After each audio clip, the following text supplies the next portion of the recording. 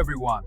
Today, to continue our journey, you're standing in Carthage, the heart of a great Phoenician empire, a city where millions live and history is written every day. If you enjoy exploring the lost cities of history, don't forget to like the video, leave a comment, and subscribe to step into history. And now, let the past take you in. Enjoy the journey.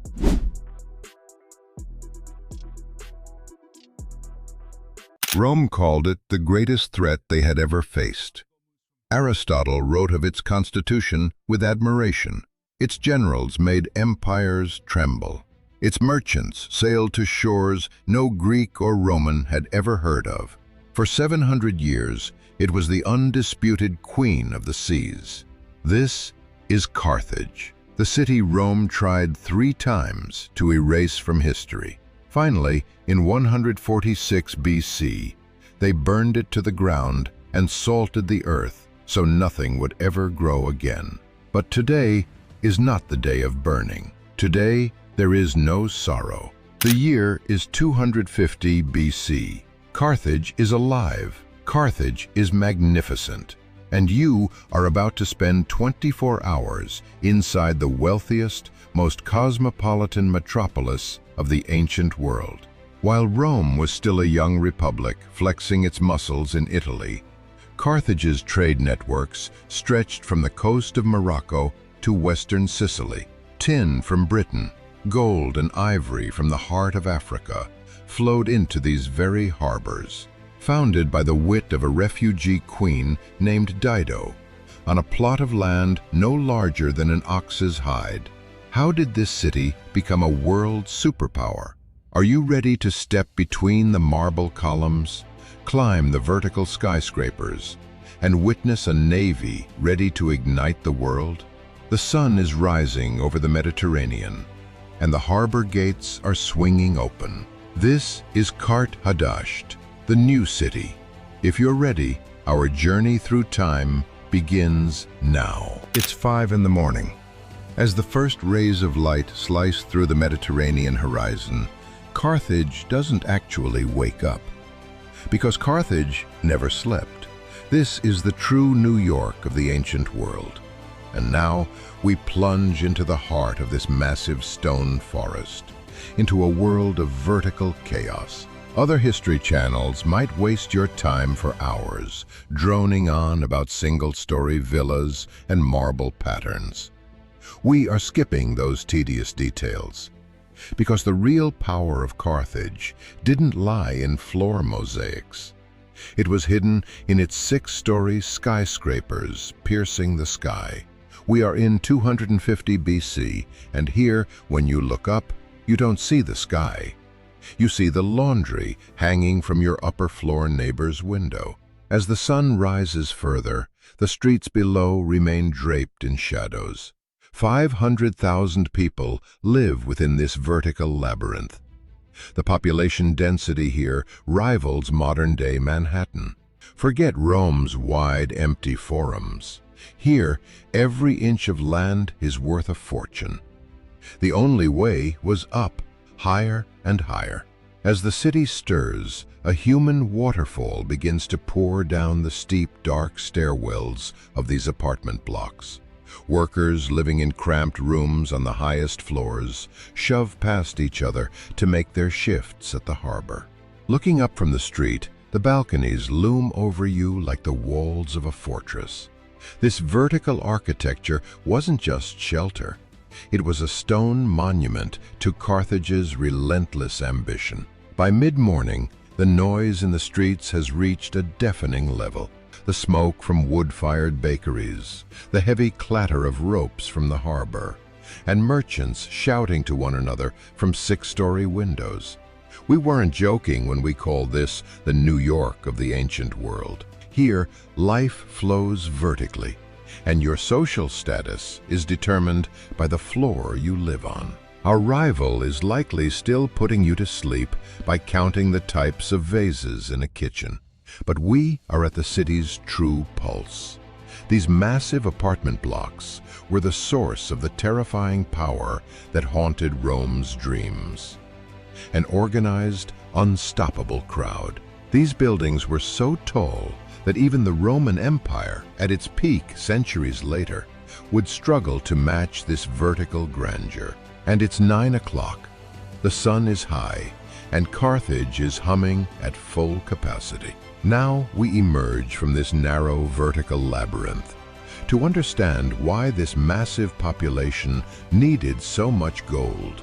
We move toward the heart of trade, the legendary circular harbor. Now we enter the very heart of the city, an engineering marvel that defied the limits of the ancient world, the 𝐒𝐭𝐞𝐩𝐈𝐧𝐭𝐨𝐇𝐢𝐬𝐭𝐨𝐫𝐲𝐲.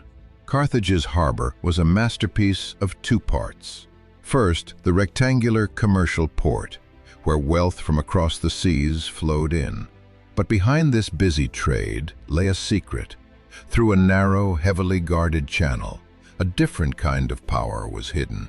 This is the military 𝐒𝐭𝐞𝐩𝐈𝐧𝐭𝐨𝐿, a perfectly circular naval base, invisible from the open sea, designed for total maritime supremacy. At its center rose the Admiralty Island. From this high vantage point, the Carthaginian admiral commanded the entire fleet with a single gaze. The perimeter was lined with exactly 220 ship sheds, each separated by elegant and towering Ionic columns. This was not just a harbor, it was a factory. Each hangar housed a lethal quinquereme, ready for war at a moment's notice. Above the ships, vast second-story warehouses stored thousands of tons of timber, sails, and rigging for the mighty fleet. Every detail was optimized for speed. Using a sophisticated system of ramps, these giants could be launched into the water in seconds. While other nations struggled with logistics, Carthage could launch 220 warships simultaneously from this single hub. Looking up from the docks, the scale was even more imposing. Carthage was truly the New York of the ancient world. Massive 6-story skyscrapers towered over the narrow streets, housing a population that lived and breathed the salt of the sea. This density and engineering were centuries ahead of their time, making Rome look like a collection of small villages in comparison. From his island post, the admiral could inspect every single ship with a glance, ensuring the fleet's absolute and constant readiness. The circular design also kept the water perfectly still, protecting the expensive wooden hulls from the harsh wear of the tides. At night, massive iron chains were raised across the entrance, turning the 𝐒𝐭𝐞𝐩𝐈𝐧𝐭𝐨𝐫𝐲𝐲 into an impenetrable and lethal water fortress. For the Romans, this harbor was a nightmare, a symbol of a power they couldn't yet match, and a wealth they desperately envied. The 𝐒𝐭𝐞𝐩𝐈𝐧𝐭𝐨𝐫𝐲𝐲 was the ultimate seal of Carthaginian power. But as we shall see, this very greatness would soon invite total war. It's 7 p.m.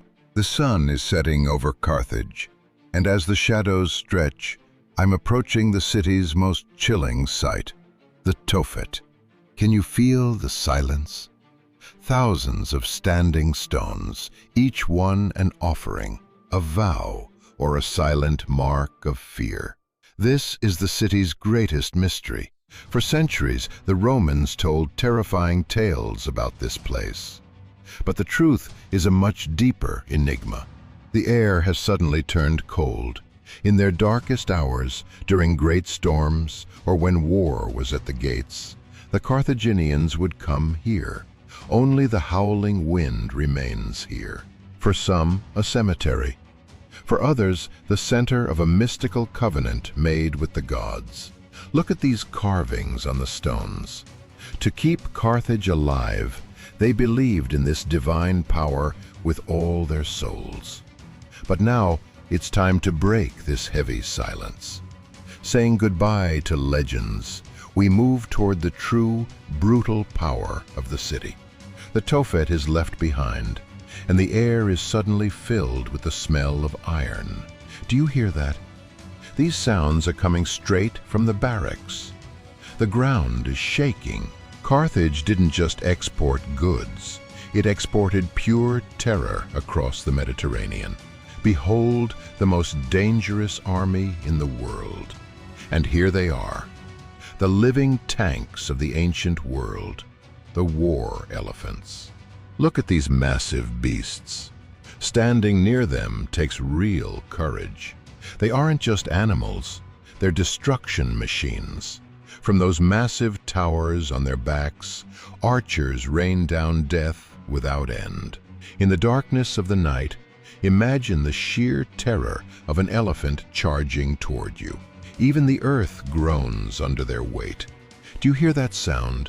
This roar is enough to spook enemy horses miles away and strike fear into the hearts of the Roman legions.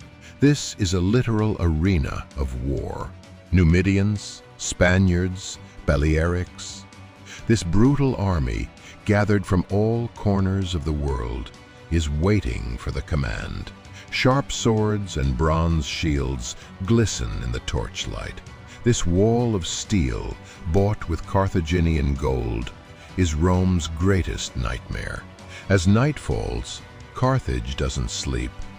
It sharpens its blade, secrets for the gods, and footsteps that will bring the world to its knees.